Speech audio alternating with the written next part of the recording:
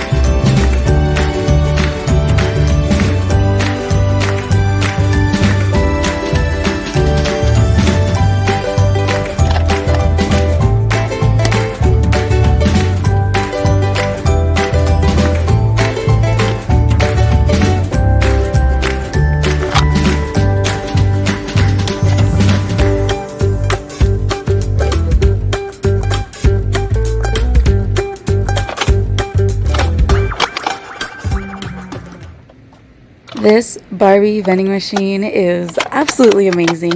A lot of the pieces came out at once, so I gotta figure out that technique on how to just get one at a time. But don't Pocahontas and Tiana look extra cute with their little accessories that we can put inside this closet or even inside the little dresser? Press, press, press, boop. Boop, boop, boop, and they all come out. Oh, there goes the puppy.